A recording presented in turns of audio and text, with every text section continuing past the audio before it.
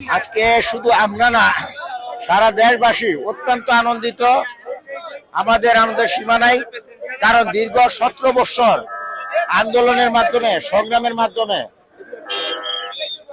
গণতন্ত্র প্রতিষ্ঠার জন্য আমাদের চেয়ারম্যান তারেক রহমান যে নির্দেশনা দিয়েছেন, সেই নির্দেশনা অনুযায়ী আজকে আমরা আন্দোলন করে স্বৈরাচার শেখ হাসিনার পতন ঘটিয়েছি এবং আজকে বিএনপি সংসদে যাচ্ছে। সেই জন্য আমি প্রথমে স্মরণ করি আমাদের মরহুমা দেশনেত্রী বেগম খালেদা জিয়া, যার অবদান, যার আন্দোলন সংগ্রামের, যিনি ছিলেন এদেশে আন্দোলন সংগ্রামের মূর্তবতী।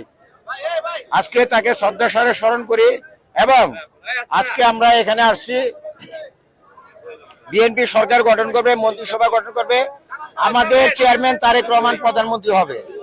আশা রাখি আমরা যাতে সুন্দর সুষ্ঠুভাবে দেশ চলে, সন্ত্রাস মুক্ত, দুর্নীতি মুক্ত, চাঁদাবাজ মুক্ত, এবং আমাদের চেয়ারম্যান যে 31 দফা দিয়েছেন, পারিবারিক কার্ড, শিক্ষা কার্ড, স্বাস্থ্য কার্ড, এই জিনিসগুলো যাতে সুন্দরভাবে হয়, সেটাই আমাদের কামনা।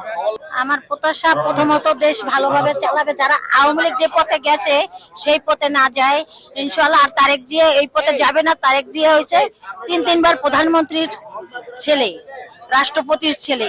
ওনার ভিতরে একটা রাজনীতি পরিবারের রক্ত বসে। আলহামদুলিল্লাহ, আশা করি উনি ভালোভাবে দেশ চালাবে এবং জনপ্রিয়তা 100তে 100 অর্জন করবে। আপনারা শুনলেন জনগণের কথা, তারা দেশে উন্নত চাচ্ছে।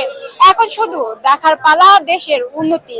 দর্শক, আপনাদের মতামত কমেন্ট বক্সে জানাতে পারেন। Sagarika Akter, Asian television, Dhaka.